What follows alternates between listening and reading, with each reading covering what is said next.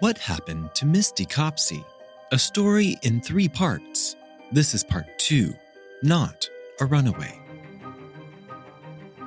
Many people in the Puyallup area were searching for Misty Copsey, all while the police were telling the public she was just another runaway.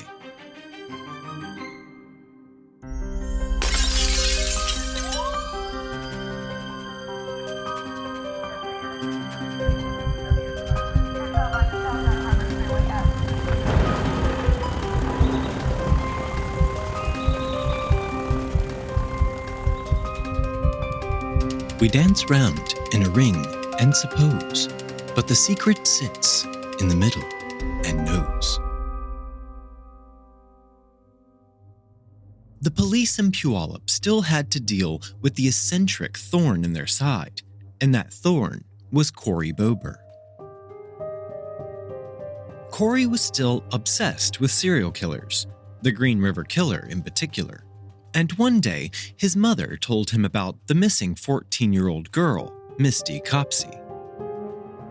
If you remember, in part 1, we spoke about Cory's obsession and how he uncovered a pattern of girls being murdered in Puyallup, exactly 2 years and 1 month apart.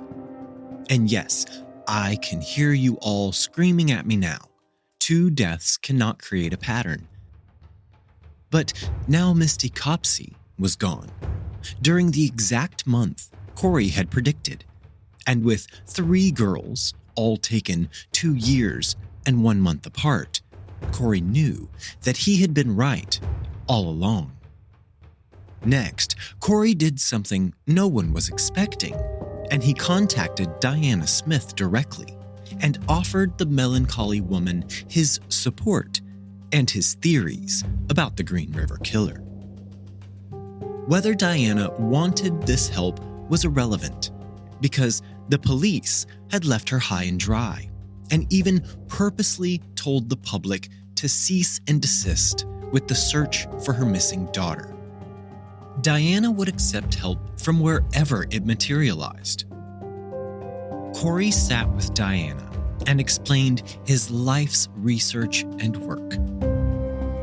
He laid bare all of his theories about Randy Oxseger and the Green River Killer, and he informed Diana that Misty had most likely been abducted and murdered by this man. In this moment, Diana's dreams of reuniting with her daughter, her only child, were shattered. Diana had been clinging to hope that Misty would return home. However, Cory's information seemed likely, and it devastated her deep inside of her core. This did not stop Diana from wanting to uncover the truth about her daughter, and she was happy to have a comrade who seemed to be on her side for a change. Losing a child, I cannot even imagine what that would be like. It must be one of the most difficult things anyone can go through. One time while I lived in North Carolina as a small child, I got lost walking home from school, and the whole community was activated and out searching for me. I know that I was scared because I was lost, but I knew that I was okay. My parents, on the other hand, were scared to death and frantically searching for me. I obviously made it home safe that day, but that memory still sticks with me to this day. Diana was not as lucky as my parents, and Misty had still not been found in any way. Dead, alive, safe, injured, nothing at all. And Diana turned back to a bottle as a means to deal with the overwhelming emotions. Diana remained an ally of Cory's and his pursuit of justice against Randy Oxseger. Cory contacted good old Sergeant Carver and spoke with him regarding Misty's case, but Carver continued to dismiss Misty's case as a runaway. It is funny how everyone's argument for everything seems to revolve around keeping the children safe. But when a child is actually in danger or missing, no one gives a shit. During this phone call, Carver told Cory that Misty's case had been transferred to the Pierce County Sheriff's Office, and Deputy Colburn was now leading the investigation. As Carver handed the case over, he overloaded Deputy Colburn with his own prejudicial views on the case and made all of the details reinforce his own personal point of view. What a jerk. Due to Sergeant Carver's overwhelming prejudicial views about Diana and Cory being transferred to the new agency working the case, Deputy Colburn told Cory Bober that he saw Diana Smith as a troubled alcoholic with a significant criminal history, and he saw Cory himself as a disruptive member of the public who was simply interfering with law enforcement's work. At the end of this conversation, Deputy Colburn made it clear that even if he were to find Misty's remains, he would not disclose those whereabouts to either Cory or Diana. This, of course, fueled the raging fire between Diana and Cory and the law enforcement agencies working the case. And let that sink in for one moment. The deputy in charge of finding Misty said out loud that he would not even tell her grieving mother if he found her remains. After being told to their faces that they would not be involved with nor informed about what was happening in Misty's case, Cory decided to continue his investigation on his own, and he continued to investigate the Misty Copsey case and its tie to the Green River Killer case. Cory told the police that he would take his own investigatory information to the media himself if the police did not care to involve him.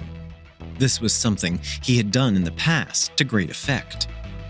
But little did Cory know that the Puyallup Police Department was not kidding around when they told him to stay away from their case. What do we do with meddlesome individuals who refuse to go away? We find a way to extract them from our situation. And this is exactly what the Puyallup Police Department decided to do with Cory Bober.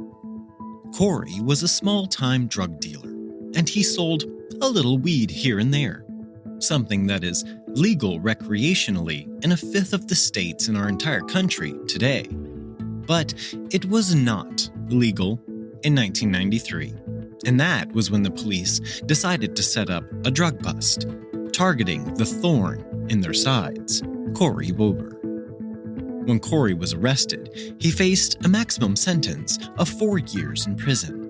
But while he awaited sentencing, he kept digging into the Misty Copsey case. Cory was like a dog with a bone, and just a little jail time was not going to deter him. The next thing the Puyallup police did in their quest to silence Cory Bober was to get Diana Smith, Misty's mom, on their side. Both Sergeant Carver and Deputy Colburn met with Diana, and they attempted to convince this woman that they had cast aspersions on and cast aside in her own daughter's missing persons case, that Cory Bober was the real problem, the enemy. They told Diana that Cory was negatively influencing her, and his involvement was hindering the real investigation by police.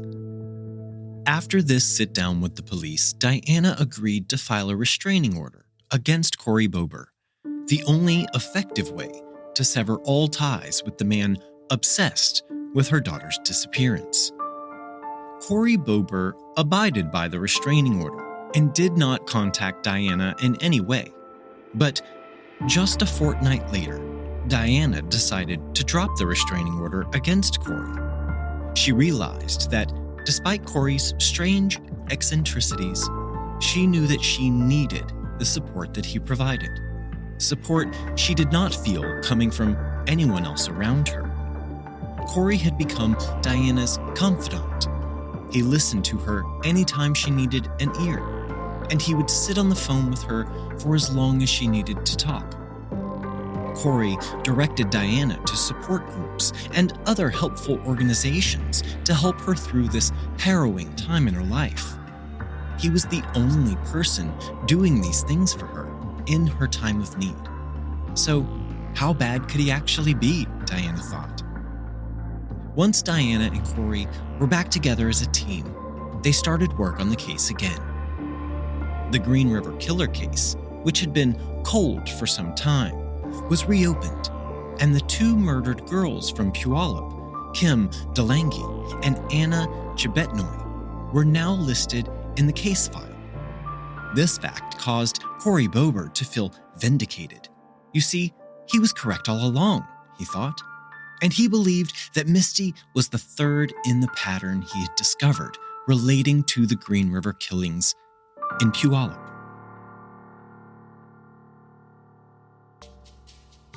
Police had not added Misty's name to the Green River Killer victim list, but Cory was convinced he was correct. The two women added to the Green River Killer's victim list had been discovered just off of Highway 410, near mile marker 30, and that was where Cory believed they would also discover Misty's remains. On November 28, 1992, Cory and Diana organized and executed a search party consisting of 25 volunteers. They would search the north side of Highway 410, where the previous two bodies had been located. The group spent many hours searching, but in the end, they came up with nothing. Cory, however, was not one to give up early, and throughout November, he continued to organize search parties who would spend the weekends scouring through the woods on the side of Highway 410, looking for any signs of the missing Misty Copsey. The first major change in the case came on December 2nd, 1993, when the Pierce County Sheriff's Office changed the status of Misty's case from runaway to missing under suspicious circumstances. This provided Diana with a sliver of hope, and it fueled the fire within Cory to solve the case himself. Cory remained convinced that Misty's remains would be found somewhere along Highway 410, because the Green River Killer always dumped his victims in groupings. Cory contacted the King County Medical Examiner's office several times in his efforts to pinpoint the exact location where the previous two girls had been found along the highway. After pestering the office enough, they finally provided him with the exact location of where the remains had been discovered. And this discovery rocked Cory Bober. The two victims had been found on the south side of 410, not the north side. All of the search parties and all of the organized events had happened on the opposite side of the highway. No wonder they had never discovered anything during their searches. Diana's fear grew the longer Misty was gone. It had now been 3 months since she last saw her daughter, and Diana was growing desperate. One day, Diana ran into Reuben Schmidt at the local grocery store, and she confronted him about Misty's disappearance. Reuben's response to this situation was to run away without speaking to Diana. This exacerbated Diana's thoughts that Reuben was somehow involved. In any true crime case, especially missing person cases, things always get tough around the holidays. Holidays and family traditions seem improper during a time when your loved one is still missing. And this was the case for Diana as well. As Christmas neared, with no signs of Misty ever coming home again, Diana grappled with her emotions, and the emotions were winning the fight. Diana took a combination of alcohol mixed with antidepressants in an attempt to take her own life. Luckily, this attempt failed, and Diana woke up in the hospital. After some time recovering, Diana returned to her house and started facing the challenges in her life once again. In January of 1993, Diana made an appearance on KOMO, the local ABC affiliate. She was accompanied by Trina Brevard, Misty's best friend, and King County Detective Jim Doyen. Detective Doyen had investigated the Green River killer and the murder of the two Puyallup girls found along Highway 410. During this broadcast, they opened the phone lines so the public could call in tips or clues for the case. One person called in and claimed that they saw Misty walking down a street called Meridian. This is the main road in Puyallup that passes by the fairgrounds. This caller said they witnessed Misty going into the nearby 7-Eleven gas station. This caller then stated that they had seen Misty around 10 p.m., making this, if true, the last known sighting of Misty Copsey on the night that she vanished. This woman did not give her name, and she has never come forward with information about this case again. Another interesting twist about this caller is that the television footage of this segment has been lost to time. Neither Cory, Diana, nor the station has a copy of the footage when this caller called in and gave their statement.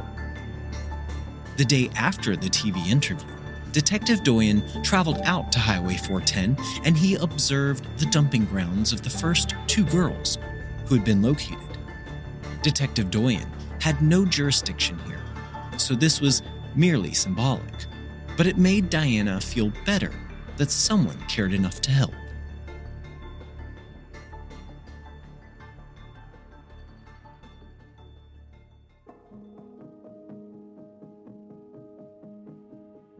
On January 10th, 1993, just 4 months after Misty's disappearance, the town of Puyallup was rocked by another crime that reeked of similarity to what some believed may have happened to Misty Copsey.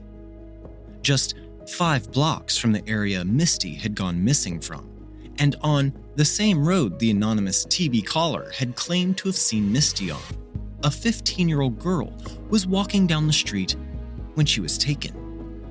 A red Camaro pulled up to the young girl as she was walking down Meridian in downtown Puyallup. The man inside of the car, Robert Leslie Hickey, then began to call out to the girl. She ignored the man and continued on her way. But then Robert began shouting graphic things at the girl, and he began asking her for sexual favors. The girl just continued walking. Robert pulled over and jumped out of his red Camaro. He forced the girl into his car and drove her to a nearby secluded area. Robert raped this girl and then drove her to a nearby ravine, where he proceeded to throw her over the edge, convinced that the fall would kill the girl. This is very similar to the actions of Lawrence Singleton in the Mary Vincent case, which we covered during Season 1 of The Secret Sits. And just like Mary Vincent, this girl was a badass survivor. The girl survived the fall down the ravine, and she later identified Robert Hickey as her attacker. He was convicted of first-degree rape, and he received a total of 7 years in prison for this rape and attempted murder. Robert Hickey was never listed on the suspect list for Misty Copsey, even after this attack. Police never even interviewed him as a potential suspect. After serving 5 years of his sentence, he was released on parole, where he would go on to do the same thing to another woman. Cory was still focused on Misty's case, and he could not help but wonder what he was doing wrong. How had he come up with nothing in relation to Misty's disappearance? Cory knew he was on the correct path, and he needed to just keep doing what he was doing. On February 7th, 1993, Cory and Diana organized another search party. This time they would be searching in the thick forest on the south side of Highway 410. Leading up to this search, Cory had been investigating the whereabouts of Randy Oxeger on the night of Misty's disappearance. What he found was that on the night of September 17th, Randy had been at the Puyallup Good Samaritan Hospital, which is located very close to the fairgrounds. Randy was at the hospital as moral support for his sister who was in labor. Now, to some, this might seem like an alibi, but to Cory Bober, this just meant that Randy was in striking distance of Misty on that fateful night. Cory shared information about the upcoming search with a local news reporter, and this reporter published an article that did drum up support for this new search. Cory and Diana, along with a group of friends, family, and community members, met on the south side of Highway 410 near mile marker 30, and they began to search. As the group scoured the forest on the side of the highway, one searcher found the most significant clue in the case so far, and it put to rest any rumors that Misty Copsey was just another runaway.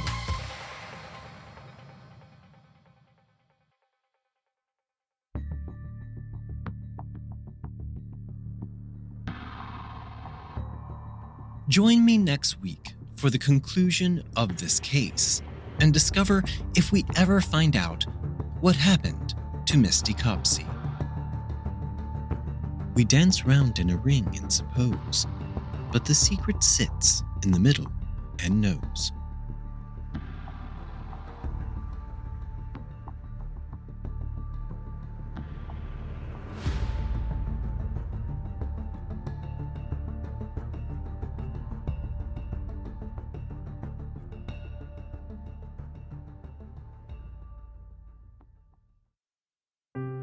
Today's episode of The Secret Sits was researched and written by the host, John Dodson.